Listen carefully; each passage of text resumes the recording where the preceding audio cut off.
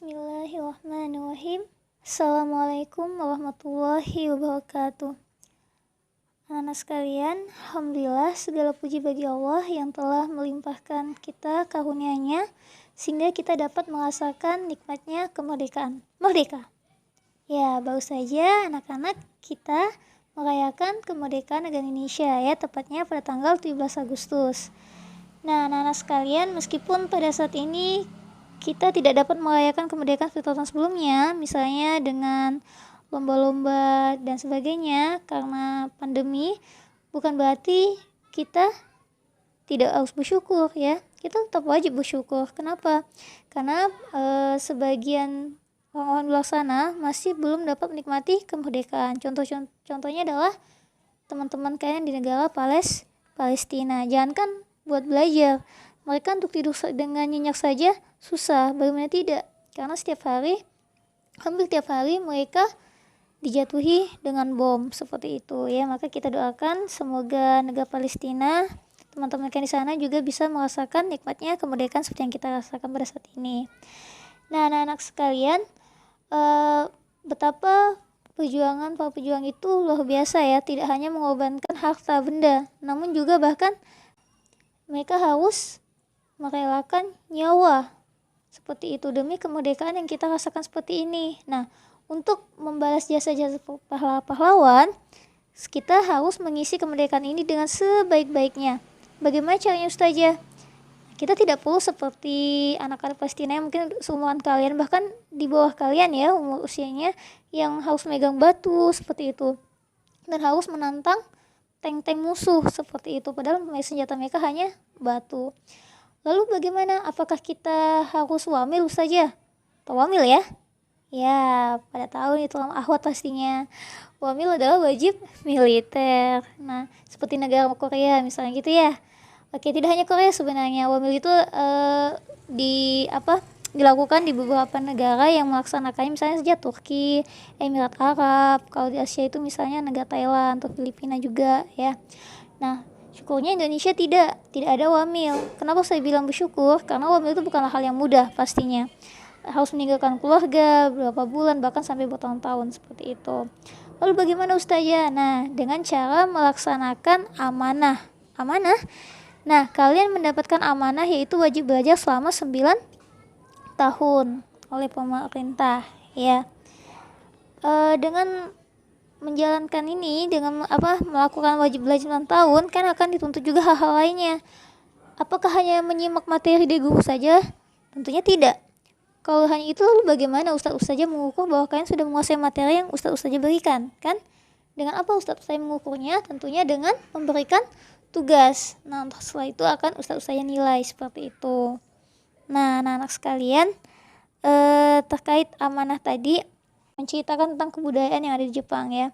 Oh ya, sebelumnya arti amanah sini kan artinya jujur ya, atau dapat dipercaya. Nah, bagaimana sih kejujuran yang diterapkan di Jepang sana? Salah satu contohnya misal gini, ketika misalnya kita meninggalkan barang di bis atau di kereta api misalnya, kan jangan khawatir, karena kebudayaan di Jepang di sana adalah tidak mengambil hak orang lain. Mereka begitu amanah dan mereka mengembalikannya misal kantor polisi dan sebagainya. Jadi jangan khawatir kalau merasa kehilangan di sana ya, insya Allah. Kecuali kalau bukan orang-orang Jepang, mungkin wallahu alam ya.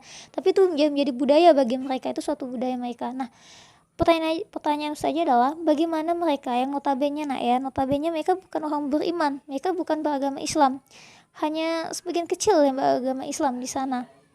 Bahkan kebanyakan tidak beragama. Mereka yang tidak beragama saja bisa melaksanakan amanah. Maksud saya di sini berlaku jujur seperti itu dapat dipercaya. Lalu bagaimana dengan kita yang beriman pada Allah, beriman pada ayat suci Al-Quran? Apakah dapat pahala saja kalau kita melaksanakan amanah? Jelas. Bahkan mendapatkan hadiah yang luar biasa.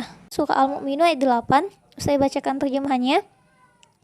Dan sungguh beruntung orang yang memelihara amanah-amanah dan janjinya. Nah tuh, kayaknya menjadi orang yang beruntung atau merugi? Beruntung kan pastinya. Karena itu peliharalah amanah-amanahnya. Oke, kemudian di Quran surah Al-Ma'arij ayat 35.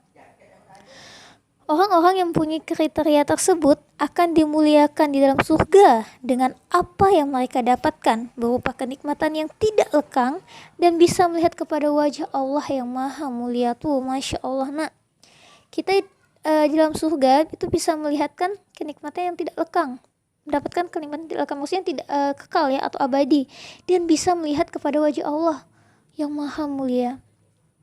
Kita bayangkan wajah orang yang cantik sekali gitu kan, atau ganteng sekali aja udah kayak gimana gitu ya, apalagi di wajah Allah.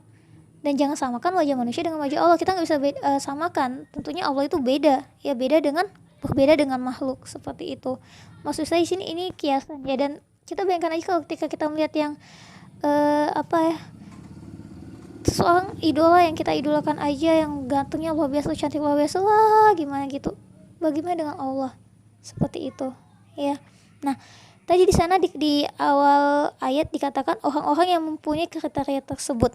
Orang seperti apa? Nah, salah satu kriterianya ada di Quran surah Al-Ma'arij ayat 32, yaitu dan orang-orang yang memelihara amanat-amanat yang dipikulnya dan janjinya. Nah, itu. Jadi betapa beruntung, dan hadiahnya adalah surga. Masya Allah ya. Oke, jadi lalu bagaimana dengan amanat ustazah? Apakah bagaimana kita dikatakan melaksanakan amanat dengan baik? Nah, misalnya gini, ketika ustadz ustazah memberikan kalian tugas, misalnya udah deadline-nya seminggu, misal pekan lalu, seharusnya ngumpulkan hari ini, tapi kan masih molor nih, ngumpulkan besok atau lusa, bahkan ustaz saya harus menjawab orang tua kalian, tidak hanya sekali, bahkan beberapa kali, tagih. Nah, itu bisa dikatakan bahwa kalian tidak melaksanakan dengan baik, seperti itu, sudah bisa dikatakan tidak amanah ya, tidak dapat dipercaya. Atau kemudian saja memberikan tugas, yang lain nilainya bagus-bagus nih, yang ada yang 35 kata-kata semuanya hampir dapat 190, 80 gitu. Ada satu atau dua anak yang nilainya 20 atau 30. Nah, ini kenapa? Apakah soalnya dikatakan soalnya bilang sulit, lalu kenapa yang lain bisa dapat 100? Apakah asal-asalan? Nah, jika jawabannya adalah kerjakan asal-asalan, nah ini juga berarti tidak melaksanakan amanah dengan baik. Nah, Ustazah berharap tidak ada di Al-Mumtaz yang seperti itu ya. Kan laksanakanlah amanah dengan baik. Kenapa? Agar mendapatkan pahala dari Allah dan ridho Allah. Dan jangan karena takut sama ustazah ya. Jangan sampai maksudnya segala-gala ustazah nggak ada kan yang mukul kalian, insya Allah ya, insya Allah nggak ada yang gitu. Jangan kan mukul, berkata kasar aja, misalnya teriak atau dengan kata-kata yang kasar, insya Allah enggak ya. Nah, jadi sebenarnya bukan karena takut.